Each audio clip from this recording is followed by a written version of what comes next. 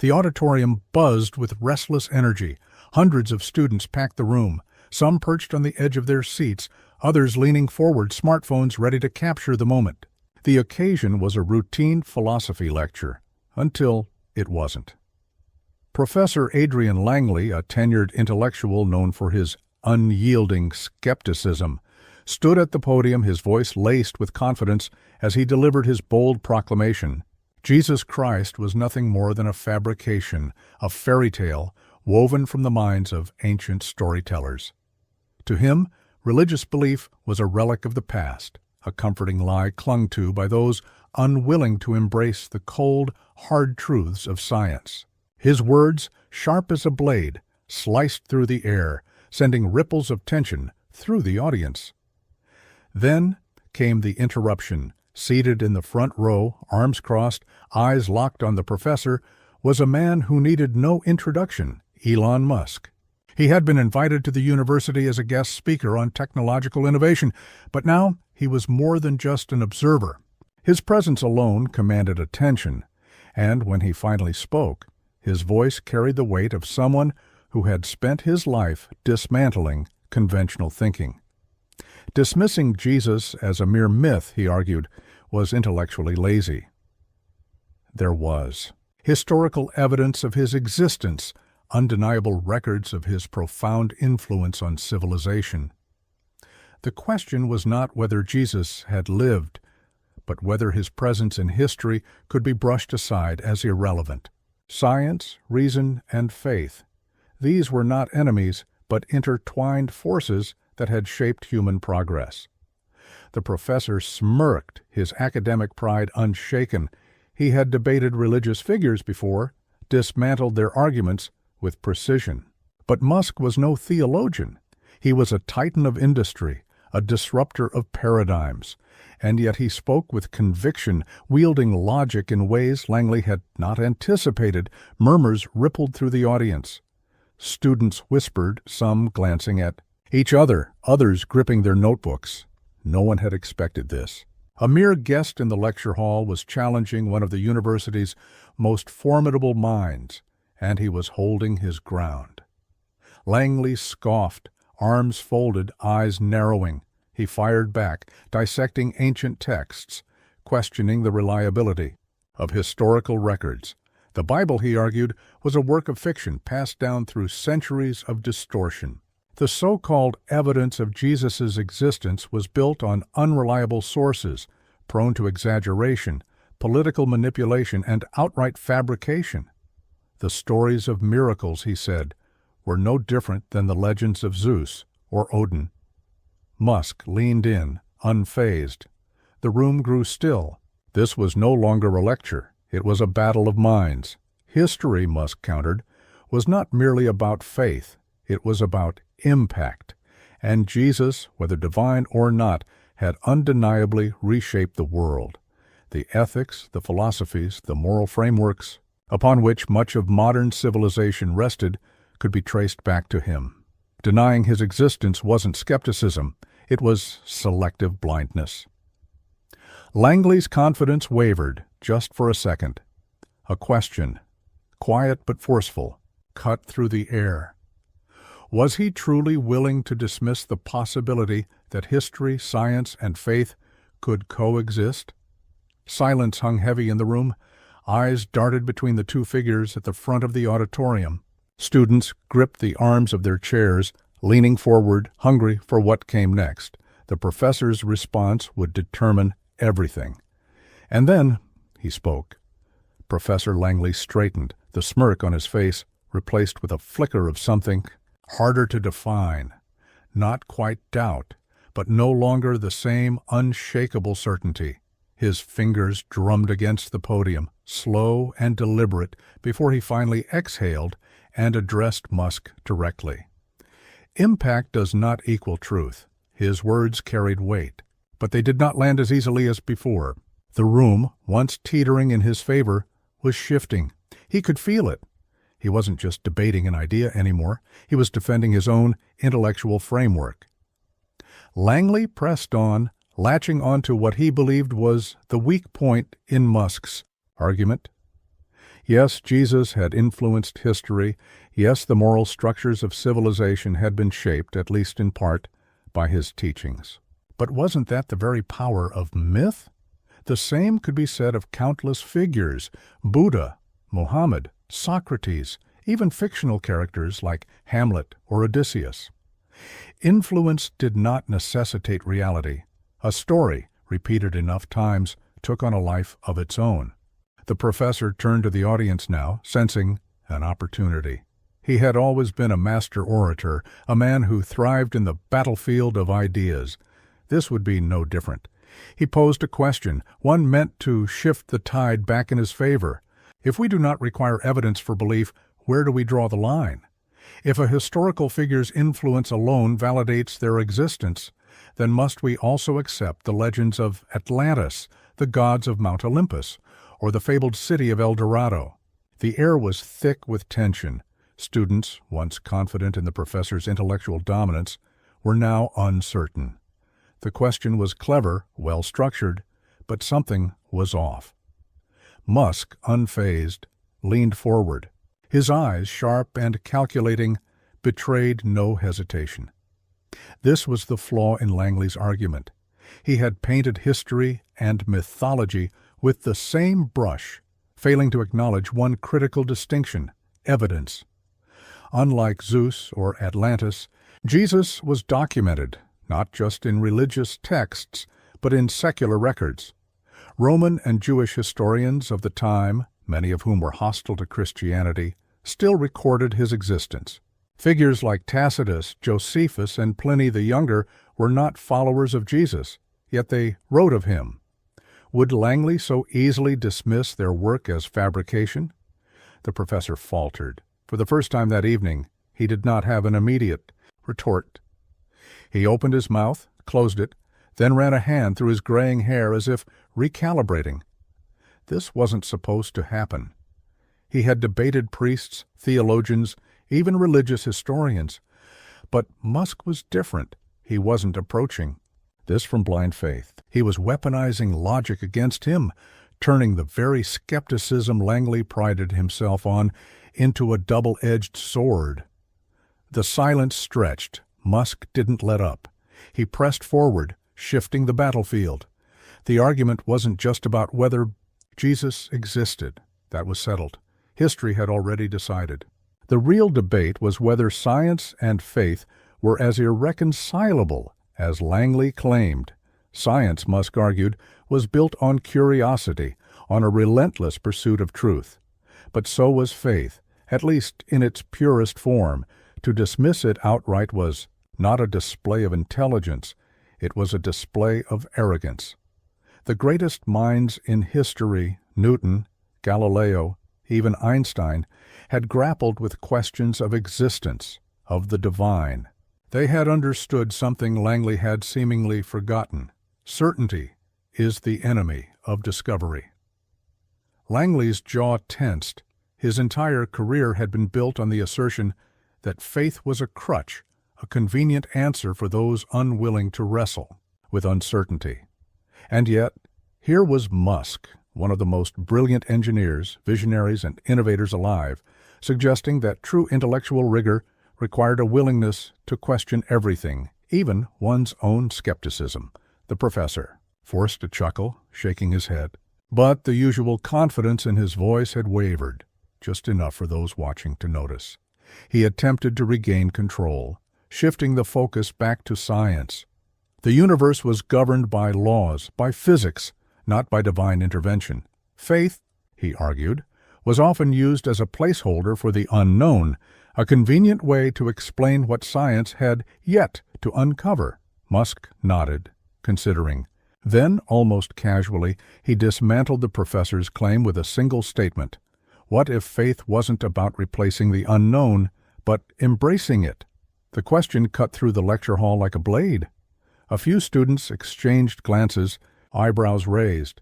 Others, the ones who had initially dismissed Musk as an eccentric billionaire playing philosopher, now leaned forward, drawn in by the sheer weight of his words. Langley's face hardened. He wasn't just losing ground, he was losing control of the narrative. He had expected Musk to be an opponent, but he hadn't expected to be the one on the defensive. For the first time, he wondered if he had underestimated his challenger. The what? Debate was no longer just about Jesus. It was about the nature of truth itself, and Langley was starting to feel the walls of his certainty begin to crack. He could feel it, the imperceptible shift in the air, the change in how the students looked at him.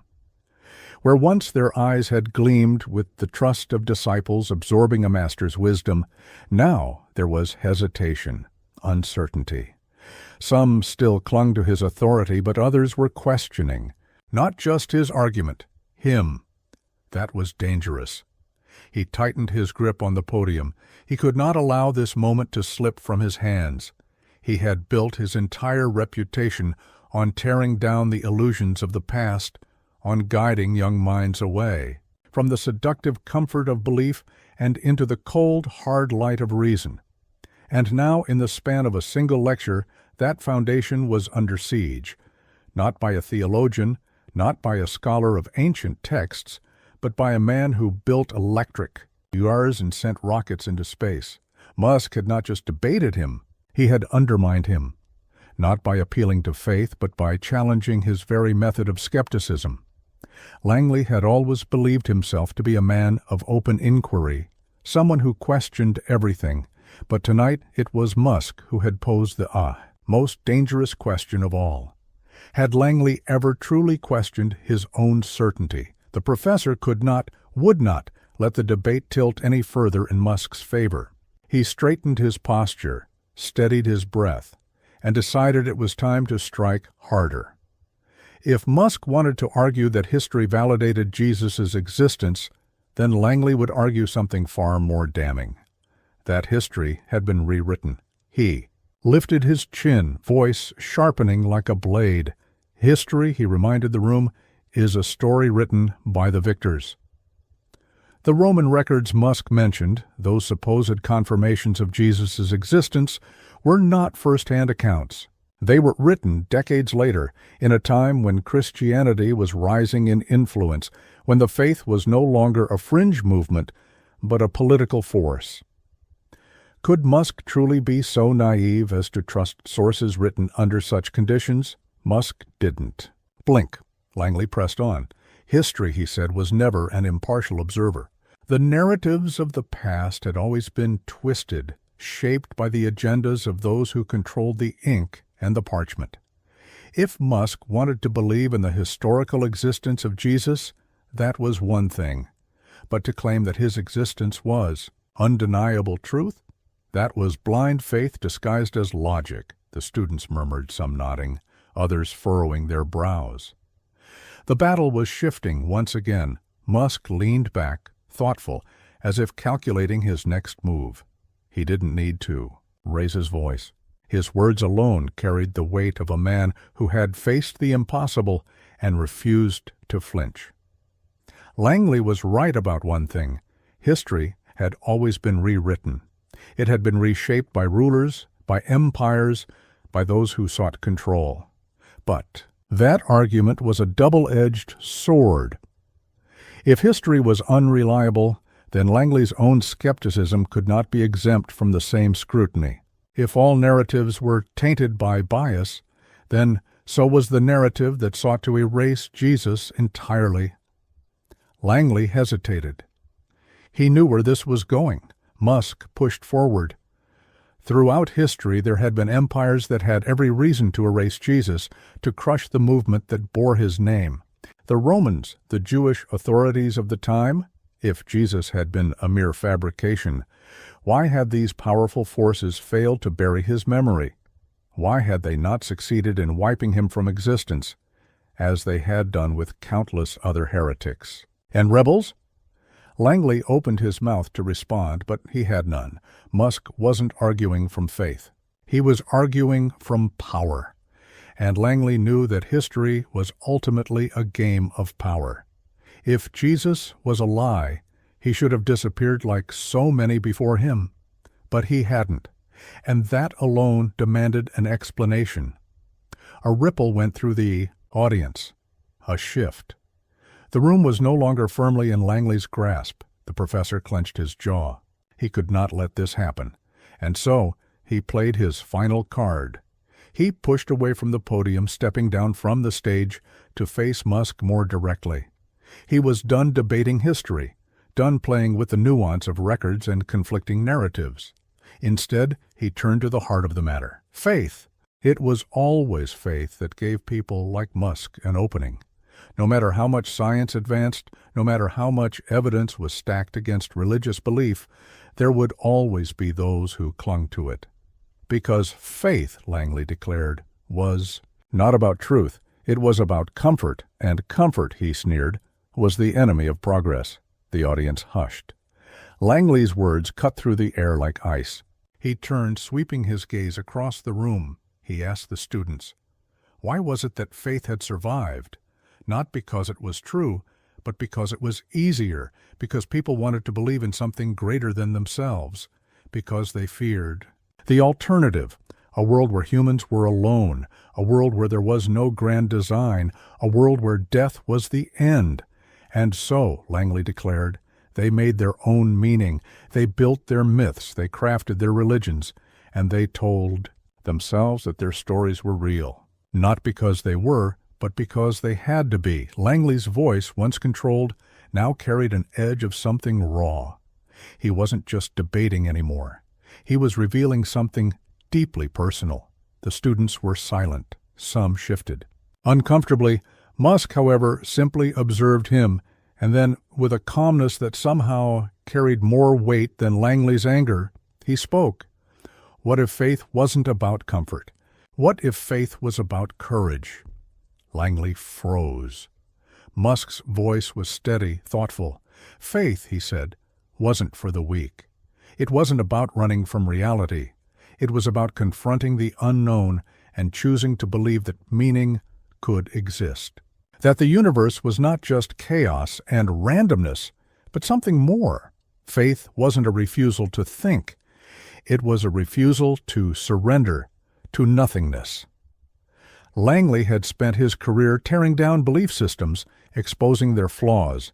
But had he ever truly considered what it took to hold on to faith in a world where doubt was the easiest path? Had he ever questioned his own refusal to believe? The question lingered in the air, heavy, unanswered. Langley's fists tightened at his sides. For the first time he didn't have a response, and Musk wasn't finished, because now he was about to challenge the very thing Langley had spent his life avoiding. Musk didn't rush. He let the silence stretch, the weight of the moment pressing down on every student in the room. Some were still frozen, captivated by the intellectual war unfolding before them. Others had leaned forward, eyes darting between the two figures, waiting for the next blow to land. Langley had framed faith as weakness, as the easy escape from reality. But Musk had turned it on its head, forcing the professor to consider a possibility he had long dismissed. What if faith wasn't a crutch, but a test? And then, with a precision that felt almost surgical, Musk went deeper. Faith, he argued, wasn't just about belief in a higher power. It was about conviction in the face of uncertainty. Scientists, explorers, inventors, they all operated on faith. Not in the religious sense, but in the fundamental belief that their work would lead to something greater, even when the evidence wasn't immediately visible. Isn't that the very foundation of discovery? Langley's face darkened. This was not the direction he wanted the debate to take. He had expected Musk to argue history, to fight on the battlefield of documented evidence. But Musk was doing something far more dangerous. He was making faith rational. The professor scoffed, shaking his head. Conviction, he countered, was not the same as faith. Scientists did not rely on belief, they relied on evidence. The difference was stark. A scientist pursued knowledge because the unknown could be known, given enough time, enough study. But faith required no such rigor. It demanded loyalty without proof. Musk's expression didn't change. Then, why, he asked, did some of history's greatest scientific minds also believe in the divine? Newton had. Einstein had spoken of it. Even Francis Collins, the geneticist who led the Human Genome Project, saw faith and science as partners rather than enemies. Were these men simply deluded? Were they intellectual cowards, afraid to face the truth? Langley's jaw tensed. He could feel it again. That uncomfortable crack was in his certainty. For years he had dismissed the faith of such men as anomalies, exceptions to the rule. But Musk was right about one thing. Many of the greatest thinkers had not abandoned belief. Some had even been driven by it. The students, sensing Langley's hesitation, murmured amongst themselves. The air was shifting once more, and Musk wasn't done. He leaned in slightly, voice steady, unyielding. He asked Langley a question that cut through the debate like a blade. What was he afraid of? Langley stiffened. His eyes narrowed, but he said nothing. Musk didn't let up. Langley had spent his career dismantling belief systems, exposing their flaws, tearing down the structures of faith. But why? Was it because he genuinely sought truth? Or was it because the alternative, the possibility, that he was wrong, was something he could not afford to face? The room went silent. The students didn't dare move. Even those who had once sided with Langley seemed unwilling to look away. The professor clenched his fists at his sides. Musk had maneuvered him into a corner. If he lashed out now, if he dismissed the question outright, it would confirm what Musk had implied, that he wasn't debating out of reason, but out of fear. Langley had to regain control. His voice was measured, but there was an unmistakable tightness in it now. He told Musk that his personal motivations were irrelevant. This debate wasn't about him. It was about truth. But Musk only smiled, just slightly. And yet, he said, Langley had spent his entire career making it about others. He had devoted himself to dismantling belief, to challenging faith wherever he found it. Why? What was the deeper reason? A man so obsessed with tearing something down usually had a personal stake in it. Langley's shoulders tensed. Musk had seen it. Langley had no problem questioning others, but when the lens was turned on him, he resisted, and that was when Musk delivered the final blow. He asked Langley bluntly if he had ever wanted to believe, not if he ever had believed, but if at any moment in his life he had felt the pull of something greater, only to shove it down out of intellectual pride. Langley's face went blank. For the first time in the entire debate, he looked away. The room was so still that the hum of the overhead lights felt deafening. Langley's silence spoke louder than any response ever could, and the students saw it. Musk leaned back, his point made. He didn't press further. He didn't need to. The professor, the great Adrian Langley, had spent his life fighting against faith. But now, in front of a crowd of his own students, it was clear. He wasn't as certain as he wanted them to believe. He had built a fortress of logic, brick by brick, argument by argument, and tonight Elon Musk had shown him the cracks in its foundation. Langley inhaled sharply. His mind raced for something, anything, to regain control. But there was nothing left to say. The debate was over, and the person Langley was truly fighting had never been Musk. It had been himself. Langley's throat felt dry, his pulse hammering in his ears. He had expected a battle of intellects, a chance to dismantle another high-profile thinker who dared to challenge his authority. But this was something else entirely. Musk hadn't just debated him. He had stripped him bare, laid him open in front of his own students, forced him to face something he had spent decades burying. It wasn't anger that flared in Langley's chest. It wasn't even resentment. It was fear. He had spent his life wielding skepticism like a weapon, cutting down belief wherever he saw it. But now, standing before Musk, before the dozens of students who had once hung on his every word, he realized something he had never allowed himself to consider. What if Musk was right? What if he had been fighting the wrong battle all along? Slow, suffocating silence had settled over the room. No one whispered, no one moved. They were waiting to see what the great Adrian Langley would do. Langley closed his eyes for a moment, exhaling slowly. He wanted to argue. He wanted to lash out, to reclaim control, to find a final, irrefutable point that would send Musk reeling. But there was nothing left to say, and he knew it. Musk watched him carefully, the sharpness in his gaze tempered now with something else, understanding. He wasn't here to humiliate Langley. He had never been here to win. He had been here to challenge. Langley finally looked up, meeting Musk's gaze, and for the first time in the entire debate, his shoulders slumped. The fight had drained out of him. He turned back to the students, scanning their faces. Some still looked at him with reverence, others with disappointment. But many, far too many, looked at him the way one might look at a man who had just discovered something painful about himself. And perhaps that was the truth.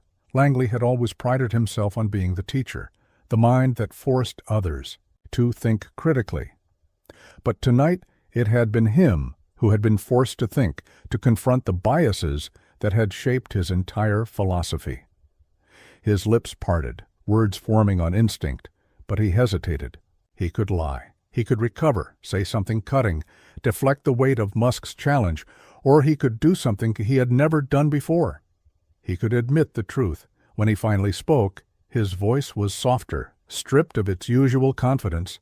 He admitted that he had spent years tearing down faith because he had once feared it himself, that he had convinced himself that belief in something greater was a weakness, a flaw. But what if he had been wrong? A murmur rippled through the room. Musk said nothing, simply listening. Langley swallowed hard, pressing a hand to the podium. He wasn't conceding defeat, not in the way a debate demanded. But he was conceding something. He had always claimed to be a man of reason, of open inquiry. But Musk had exposed his greatest hypocrisy. He had never truly questioned his own disbelief. For the first time in his career, he allowed himself to ask, what if there was more? Not in a blind, unquestioning way, not in a surrender to dogma, but in a way that demanded the same intellectual rigor he had always prided himself on, the possibility that faith and reason were not enemies, but partners in the search for truth. Langley turned to Musk now, the steel in his gaze returning, but it was different this time. It was not the gaze of a man defending a position, but of a man reconsidering everything he thought he knew. Then, to the shock of every student in the room, he thanked Musk. Not begrudgingly, not bitterly, genuinely, because for the first time in decades he wasn't trapped in certainty. He was free to question. A long beat of silence, then a single clap, then another and another. The students erupted, some in shock, others in awe, many still processing what they had just witnessed. But what was undeniable was this: something had changed. Not just in Langley, in everyone. Musk gave a small nod, then stood, stepping back from the stage as the debate officially came to its close. He had never needed to win. That was never the goal. The goal had always been to ignite the real conversation. Langley, still gripping the podium, let out a shaky breath. He had never expected to leave this lecture hall with anything other than another intellectual victory. Instead, he was leaving with something far more valuable: doubt. Not the kind that weakens, but the kind that strengthens.